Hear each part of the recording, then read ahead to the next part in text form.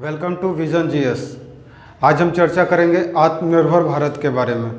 आत्मनिर्भर भारत 3.0 क्या है, इसके बारे में चर्चा करेंगे। इसके तहत सरकार ने 12 नए राहत उपायों के बारे में सुझाव दिया है कि किस तरह से 12 सेक्टर में हम लोग को इन्वेस्टमेंट करना है। सरकार उसमें इन्वेस्टमेंट करेगी और हमारे इकोनॉमी को, मतलब जो इकोनॉमी हमारा जीडीपी जो कॉन्ट्रैक्ट हो रहा है उससे बढ़ाने की कोशिश करेगी।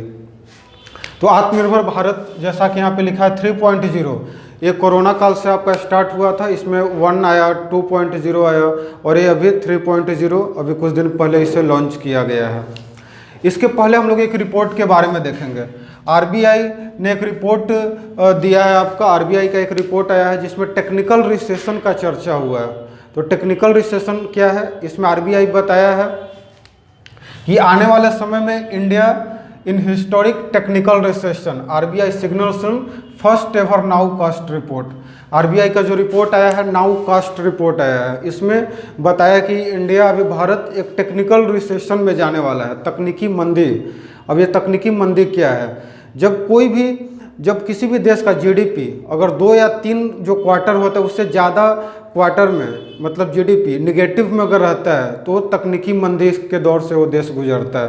तो इंडिया का भी 2-3 जो क्वार्टर है इसमें निगेटिव में गया है। और अभी हाल फिलहाल रिपोर्ट के अनुसार GDP contracted 8.6% in the quarter ended सितंबर। जो सितंबर में अभी जो एक क्वार्टर जो एंड किया है इसमें 8.6% जीडीपी हमारा कॉन्ट्रैक्ट किया है। ये due to the corona virus के कारण हुआ है और इसी को टेक्निकल रिसेशन आरबीआई ने बताया है। अब टेक्निकल रिसेशन क्या है, तकनीकी मंदी, ये जब इसके बारे में हम बता चुके हैं। नाउ कास्ट रिपोर्ट ये क्या है कि which is an estimate based on high frequency data. एक हम लोग ब्रॉडकास्ट या फोरकास्ट हम लोग न्यूज़ में सुनते हैं, मौसम विभाग जो अपना जानकारी देता है। ये नाउ कास्ट रिपोर्ट क्या होता है, जो हाई फ्रीक्वेंसी डाटा पे होता है, मतलब उसमें किसी भी छोटे चीज़ को भी एकदम जूम करके दिखाया जाता है। जो भी हमारी इकोनॉमी में जो छोटा जो चीज़ है जिस पे उतना ध्यान नहीं दिया जाता है, लेकिन उससे भी एक मतलब बहुत बड़े पैमाने पे देखा जाता है। और इसीलिए कि ताकि अभी जो कोरोना वायरस के कारण हमारा देश में बहुत ज़्यादा आर्थिक मंदी की स्थिति से गुजर रहा है। अगर हम बात करें इकोनॉमी का, तो कोई भी इकोनॉमी 2 चीज़ पे आपका चलता है, डिमांड एंड सप्लाई के ऊपर, और दोनों भी हमारा कॉन्ट्रैक्ट हो चुका है। जो भी हमारा इंडस्ट्री है, कोरोना वायरस के कारण अभी आप लोग देखें जितना जो हमारे जो श्रमिक जो लोग थे सभी लोग वापस आ गए हैं, तो इस कारण सारा इंडस्ट्री बंद हो गया है। अब इंडस्ट्री बंद हुआ तो सप्लाई हमारा रुक गया है और लोगों के पास पैसा नहीं है, इनकम कम गया, तो पैसा जब नहीं है तो लोगों का डिमांड भी अब नहीं है। लोग अब सामान खरीदने नहीं जाते हैं मार्केट में। पैसा रहेगा तभी तो जाएंगे, तो न पैसा है तो न खरीदने जाते हैं, तो डिमांड कम है तो इसलिए सप्लाई भी कम है। तो सब एक दूसरे से लिंकअप है और इसी कारण हमारा जीडीपी अब क्या हो रहा है, कॉन्ट्रैक्ट हो रहा है। ऐसा नहीं कि केवल भारत का हो रहा है, ये पूरे विश्व का कॉन्ट्रैक्ट हो रहा है। क्योंकि जीडीपी क्या होता है, जीडीपी वही होता है कि एक साल के अंदर हम लोग अपने इकोनॉमी में कितना चीज़ों का प्रोडक्शन करते हैं, कितना गुड्स एंड सर्विसेज का, सेवा और वस्तु का उत्पादन करते हैं, वही जीडीपी है हमारा।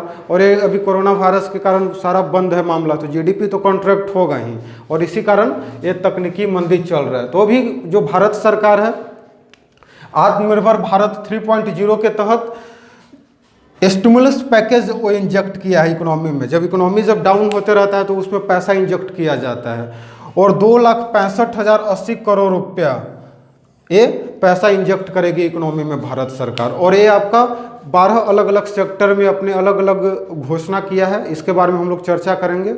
उसमें ये पैसा को इंजेक्ट किया जाएगा। अब हम लोग चर्चा करेंगे 12 नए राहत उपाय के बारे में, जिसमें सरकार 2,65,080 करोड़ रुपया इन्वेस्ट करने वाली, उसमें मार्केट में एक तरह से पैसा इंजेक्ट करेगी, जिसके कारण हमारा इकोनॉमी फिर से बूम करेगा। सप्लाई, हमारा जो डोमेस्टिक मैन्युफैक्चरिंग है वो कमज़ोर हो चुका है, उसे बूस्ट करने का कोशिश किया जाएगा। जब सप्लाई जब मजबूत होगा, डिमांड सप्लाई ये दोनों कंपोनेंट जब मजबूत होगा, फिर से हमारा इकोनॉमी रन करेगा। तो मेन ये आत्मनिर्भर भारत का मेन जो एक ऑब्जेक्टिव है, जो गोल है, वो यही है, फोकसिंग ऑन जॉब क्रिएशन। सबसे पहले जॉब क्रिएशन पे ध्यान दिया जाएगा और डोमेस्टिक मैन्युफैक्चरिंग पे ध्यान दिया जाएगा कि किस तरह से हमारा जो डोमेस्टिक जो कंपनी है, स्टार्टअप लोग अपना करे, अपना लोग जॉब सेल्फ क्रिएट करे, समझ रहे ना। और टैक्स रिलीफ इन हाउसिंग, और हाउसिंग जो अर्बन एरियाज में खास करके जो हाउसिंग का जो समस्या है उसका भी, उसके ऊपर जो टैक्स बर्डन जो ज़्यादा बढ़ जाता है बोरोवर को भी और बायर को भी और सेलर को भी, उससे कम करने का इसके तहत कोशिश किया जाएगा। तो जो हमारा पहला जो 12 जो नया राहत पैकेज है उसमें जो पहला है हमारा बूस्ट फॉर एम्प्लॉयमेंट, बूस्ट करने के लिए क्या किया गया है कि कैसे रोजगार को बूस्टअप करें। जैसा कि हम लोग जानते हैं कि अभी कोरोना काल में बहुत सारा कंपनी, एमएनसी कंपनी या बहुत सारा जो भी कंपनी, छोटा मोटा जो ऑर्गेनाइजेशन अपने एम्प्लॉयज़ को फायर किया था, अपने एम्प्लॉयज़ को बाहर निकाल दिया था, क्योंकि अब उसका उतना ज़्यादा सप्लाई नहीं हो रहा था, प्रोडक्शन कम किया। तो प्रोडक्शन जब कम किया तो अपने एम्प्लॉय को भी कम किया, जिसके कारण बहुत सारे एम्प्लॉय को बाहर निकाल दिया था। तो इसके तहत एक योजना आया है आत्मनिर्भर भारत रोजगार योजना। तो आत्मनिर्भर भारत रोजगार योजना के तहत to incentivise the creation of new employment opportunities, फिर से नया रोजगार उत्पन्न करने का कोशिश मतलब सरकार करने की कोशिश कर रहा है। और कैसे करेगा कि कोई भी ऑर्गेनाइजेशन, इसके तहत कोई भी ऑर्गेनाइजेशन जिसमें 50 से ज़्यादा एम्प्लॉयज़ है या 50 तक एम्प्लॉयज़ है, उसे सबसे पहले ईपीएफओ के तहत रजिस्टर्ड होना पड़ेगा। कोई भी ऑर्गेनाइजेशन अगर ईपीएफओ के तहत अगर रजिस्टर्ड है, अगर उसमें एम्प्लॉयज़ का संख्या अगर कम है 50 से, तो उसमें जो गवर्नमेंट आपका 24% जो उसका जो पेमेंट जो ईपीएफओ फंड में जो पैसा जो जमा होता है ये गवर्नमेंट देगा। 12% सरकार के द्वारा दिया जाएगा और मतलब 12% आपका कंपनी के द्वारा, टोटल 24% इसमें इंसेंटिव दिया जाएगा। और वैसे एम्प्लॉय को दिया जाएगा जो आपका अक्टूबर से, मतलब कोरोना काल के दौरान जिनका जॉब छूट गया था, जिनको बाहर कंपनी निकाल दिया था, और फिर से उनको वापस लिया जाएगा। अब इससे कंपनी को भी फायदा होगा, वो अब ज़्यादा से ज़्यादा एम्प्लॉय को फिर से हायर करेगा। जब ज़्यादा से ज़्यादा एम्प्लॉय को हायर करेगा तो ऑटोमेटिक हमारा न्यू एम्प्लॉयमेंट क्रिएट होगा। तो आत्मनिर्भर भारत रोजगार योजना के तहत सरकार ये करेगी। सेकेंड एक हमारा ECLGS है। ये क्या है? Emergency credit line guarantee scheme. इसके तहत क्या है कि it will provide much needed relief to the stressed sector. वैसा सेक्टर जो लोन के कारण बंद होने के कगार पे है, जिसका दिवालिया निकलने वाला है, या कोरोना काल में बहुत सारा खर्चा है और वो ऑर्गेनाइजेशन आगे सस्टेन नहीं कर पा रहा है, वो बंद होने के कगार पे है, तो वैसे ऑर्गेनाइजेशन के लिए, वैसे कंपनी के लिए आपका स्कीम में चलाया गया है। अभी इस स्कीम के तहत देखिए क्या है कि the scheme is to be utilised for 100% guaranteed collateral free. अब इस स्कीम के तहत जो भी ऑर्गेनाइजेशन, मतलब जो भी स्टार्टअप अगर लोन अगर लेगा तो आपका कोलेट्रल फ्री होगा, मतलब उसके लिए कोई कोलेट्रल उसको जमा नहीं करना पड़ेगा, और जो उस पर इंटरेस्ट रेट लगेगा वो भी इंटरेस्ट रेट काफ़ी कम लगेगा। जिसके तहत क्या होगा, फिर से मार्केट में फिर से लोग लोन लेंगे अपना, फिर से ऑर्गेनाइजेशन स्टार्टअप करने के लिए, कोई बिजनेस करने के लिए। जब फिर से मार्केट में लोन लेंगे, मार्केट में पैसा आएगा, हमारा फिर से इकोनॉमी क्या होगा, बूम करेगा। तो इसके तहत आपका the scheme is to be utilise 100% guaranteed collateral free and additional at capped interest rates, मतलब जो नॉर्मल इंटरेस्ट रेट लगता है उससे काफ़ी ज़्यादा कम होगा इंटरेस्ट रेट। अब ये किसके लिए है? MSME के लिए है, जो micro small and medium enterprises है, हमारा सूक्ष्म लघु और मध्यम उद्योग, इनके लिए होगा। बिजनेस एंटरप्राइजेज के लिए, कोई भी अपना बिजनेस एंटरप्राइजेज जो छोटा मोटा ऑर्गेनाइजेशन है उनके लिए होगा। इंडिविजुअल लोन्स के लिए भी है फॉर बिजनेस पर्पस। अगर कोई आदमी अगर अपना निजी अगर लोन ले रहा है अपने बिजनेस स्टार्ट करने के लिए, तो ये सब उनके लिए भी। और मुद्रा बोरोवर्स, जो मुद्रा योजना के तहत भी जो स्टार्टअप के लिए लोन जो लोगों को दिया जाता है, उसके तहत भी ये 100% गारंटीड कोलेट्रल फ्री इसके तहत आपको दिया जाएगा। तो इस तरह से आपका क्रेडिट ज़्यादा से ज़्यादा पैसा मार्केट में इंजेक्ट हो, तो ये स्कीम चलाया गया है। फिर थर्ड हमारा है PIL स्कीम। PIL स्कीम क्या है? एक काफ़ी इंपॉर्टेंट स्कीम है, मतलब सारा इंपॉर्टेंट है। PIL स्कीम खास करके हमारा ये दोनों आपका क्या था, जॉब क्रिएशन पे ध्यान दे रहा था कि जॉब कैसे इंक्रीज करना है, कैसे एम्प्लॉयमेंट जनरेट करना है मार्केट में। और यहाँ से हमारा डोमेस्टिक मैन्युफैक्चरिंग के ऊपर ध्यान दिया जाएगा। जो PIL स्कीम है, इसका नाम ही है production linked incentive schemes. PIL production linked incentive scheme, इसके तहत डोमेस्टिक मैन्युफैक्चरिंग को बूस्ट करना है। अभी भारत में बहुत ज़्यादा सामान हम लोग मतलब एक्सपोर्ट कम करते हैं, इंपोर्ट ज़्यादा करते हैं। बहुत सारा ऐसा कंट्री है जिसके साथ हमारा ट्रेड डिफिसिट हो जाता है, क्योंकि हम लोग इंपोर्ट ज़्यादा करते हैं। अभी चाइना से हम लोग इतना इंपोर्ट करते हैं, और भी बहुत सारा कंट्रीज है। और क्यों करते हैं?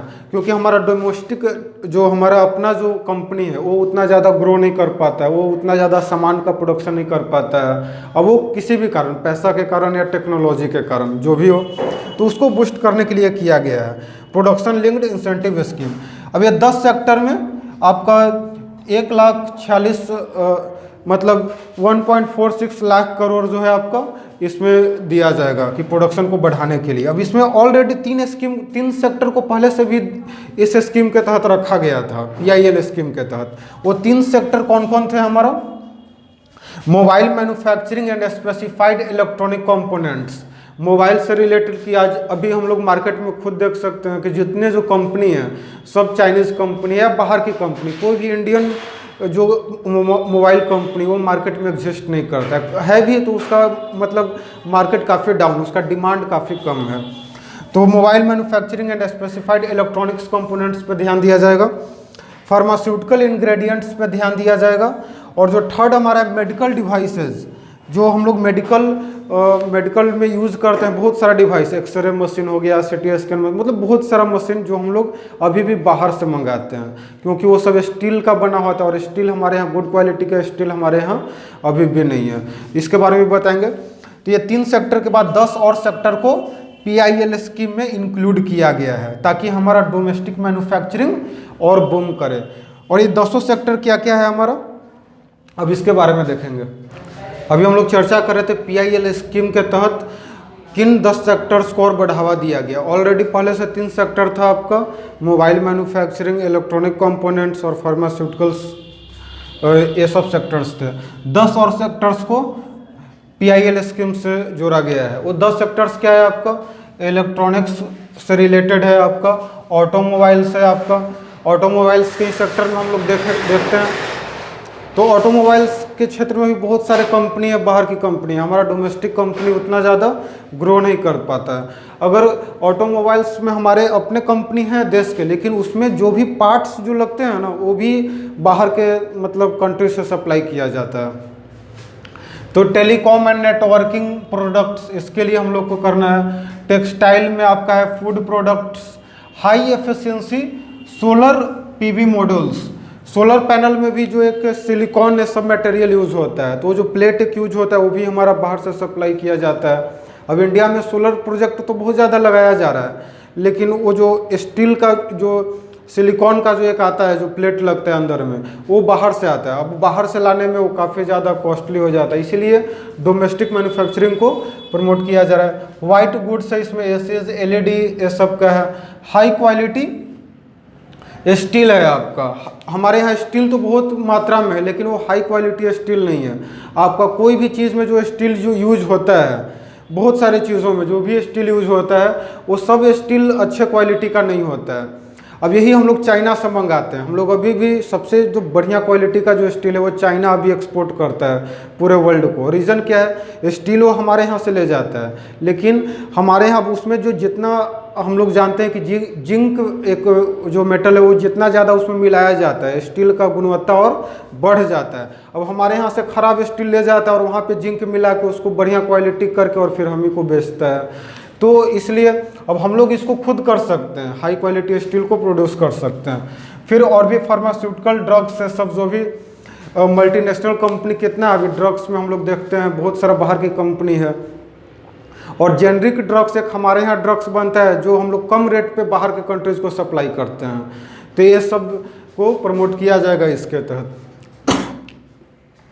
फिर एक हमारा है PM Awas Yojana, urban areas के लिए केवल है, प्रधानमंत्री आवास योजना। कि हम लोग शहर में अभी देख रहे हैं स्लम एरियाज दिन पर दिन बढ़ते जा रहे हैं। स्लम एरिया मतलब जहाँ पे झुग्गी झोपड़ी में लोग बाहर से जो लेबर जो आते हैं काम करने के लिए, माइग्रेंट्स, और यहाँ पे आके बस जाते हैं, अब जिसके कारण बहुत ज़्यादा परेशानी हो रहा है शहर में। तो उसको भी मतलब व्यवस्थित करने के लिए, उनको आवास सुविधा देने के लिए ये चलाया जा रहा है। फिर support for construction and infrastructure, जो भी कंस्ट्रक्शन इंफ्रास्ट्रक्चर क्रिएट करने का जो भी काम है आपका, बिल्डिंग बनाने का काम, रोड ब्रिज ये सब बनाने का जो भी इंफ्रास्ट्रक्चर से रिलेटेड जो वर्क है उसको भी प्रमोट किया जाएगा इसे आत्मनिर्भर स्कीम के तहत। फिर जो छठा है हमारा और सबसे ज़्यादा इम्पोर्टेंट है आपका 6 नंबर, सपोर्ट फॉर एग्रीकल्चर। इसके लिए 65,000 करोड़ रुपया आपका सरकार एग्रीकल्चर में इन्वेस्ट करेगा, ताकि एग्रीकल्चर सेक्टर, क्योंकि हम लोग जानते हैं अभी भी जो सबसे ज़्यादा एम्प्लॉयमेंट जो लोग हैं एम्प्लॉयड है अभी भी एग्रीकल्चर में हैं, अभी भी सबसे ज़्यादा लोग एग्रीकल्चर पर डिपेंडेंट हैं आपका, लेकिन उसका जीडीपी में शेयर अभी बहुत ज़्यादा कम है। तो उसको प्रमोट करने के लिए कि ज़्यादा से ज़्यादा एग्रीकल्चर का जीडीपी में शेयर बढ़े, इसके लिए आपका 65,000 करोड़ दिया गया है। और इसमें ज़्यादा से ज़्यादा सब्सिडाइज्ड फर्टिलाइजर्स वगैरह किसानों को उपलब्ध कराया जाएगा, क्योंकि बहुत अभी भी हमारे यहाँ फर्टिलाइजर्स का कमी हो जाता है, जिसके कारण लोगों को काफ़ी ज़्यादा दिक्कत होता है आपका। तो यहाँ से आपको सपोर्ट किया जाएगा एग्रीकल्चर को। फिर 7th है हमारा इन्हेंस्ड आउटलेज अंडर पीएम गरीब कल्याण रोजगार योजना। पीएम गरीब कल्याण रोजगार योजना ये ज़्यादातर रूरल एरियाज़ के लिए, ग्रामीण जो हमारा भारत है, गांव में जो रहने वाले लोग हैं वो कैसे खुद से अपना रोज़गार उत्पन्न करें, इसके लिए कि गांव में लोगों को रोज़गार मिले, इसके लिए यहाँ पे स्कीम चलाया गया है। तो जिसके तहत मनरेगा ये सब जो स्कीम चलता है गांव में हम लोग जानते हैं, तो मनरेगा को प्रमोट किया जाएगा। और भी गांव में लोगों को इस तरह का छोटा मोटा जो एमएसएमई है, micro small and medium enterprises, उसको प्रमोट किया जाएगा। जैसे मछली पालन हो गया, पोल्ट्री, ये सब को प्रमोट किया जाएगा कि लोग अपना रोज़गार खुद से खोल सकते हैं। फिर हमारा 8 नंबर है बूस्ट फॉर प्रोजेक्ट एक्सपोर्ट। अब बहुत सारे कंट्री के साथ अभी हम बताएं कि हमारा इंपोर्ट क्या है, बहुत ज़्यादा है। बाहर के कंट्री से हम लोग सामान तो बहुत मंगाते हैं लेकिन एक्सपोर्ट नहीं कर पाते हैं, तो हम लोग को अब एक्सपोर्ट भी करना है, इसके लिए हम लोग को काम करना है। अगर डोमेस्टिक मैन्युफैक्चरिंग हमारा बूस्ट करेगा तो हम लोग एक्सपोर्ट ज़्यादा से ज़्यादा करेंगे। अब इसमें on the behalf of government of India Exim bank has extended line of credit to provide assistance to developing country. जो आसपास का जितना जो डेवलपिंग कंट्रीज़ है उससे हमारा जो एक्सपोर्ट इंपोर्ट है वो ज़्यादा से ज़्यादा बढ़े, इसके लिए इसके तहत इस पर भी सरकार ध्यान दे रहा है। फिर कैपिटल एंड इंडस्ट्रियल स्टिमुलस, जो भी इंडस्ट्री वगैरह है, जो अभी बहुत सारा इंडस्ट्री ऐसा है जो अभी कोरोना के कारण या ऑलरेडी पहले से भी उसका जो अर्थव्यवस्था है वहाँ का इकोनॉमी काफ़ी ज़्यादा वो ख़राब हो गया है। अब उसमें पैसा इन्वेस्ट करने का ज़रूरत है, या इतना ज़्यादा लोन हो गया वो बंद होने के कगार पे है अब किसी भी रीज़न से, तो उसको प्रमोट किया जाएगा। फिर जो हमारा 10th है ये भी इम्पोर्टेंट आपका है, रिसर्च एंड डेवलपमेंट फॉर कोविड-19। ये कोविड-19 के वैक्सीनेशन के लिए कि वैक्सीन वगैरह उस पर रिसर्च करने के लिए ये आपका वैक्सीन डेवलपमेंट के लिए केवल 900 करोड़ रुपया दिया जाएगा। यहाँ पे कंफ्यूज हम लोग को नहीं होना, ये 900 करोड़ रुपया केवल रिसर्च के ऊपर खर्चा किया जाएगा, और ये आपका जाएगा पैसा डिपार्टमेंट ऑफ बायोटेक्नोलॉजी के पास, केवल रिसर्च के ऊपर। उसके बाद उसमें और पैसा भी डाला जाएगा, जब वैक्सीन जब तैयार हो जाएगा तो उसका डिस्ट्रीब्यूशन का जो काम होगा, हर लोगों तक पहुंचाने का काम होगा, या जो भी कॉस्टिंग जो होगा वो अलग एक्सपेंडिचर होगा, लेकिन केवल रिसर्च एंड डेवलपमेंट के ऊपर हमारा वैक्सीन को डेवलप करने के लिए 900 करोड़ रुपया दिया गया है। और इस तरीके से और भी बहुत सारे योजना को प्रमोट किया जा रहा है ताकि हमारा जो इकोनॉमी है वो फिर से बूम करे और उसमें पैसा ज़्यादा से ज़्यादा इन्वेस्ट किया जाएगा। तो यही है हमारा आत्मनिर्भर भारत स्कीम, जिसके तहत भारत को आत्मनिर्भर बनाना है कि हम लोग एक्सपोर्ट ज़्यादा से ज़्यादा करें और इंपोर्ट बहुत कम करें। बहुत बहुत धन्यवाद।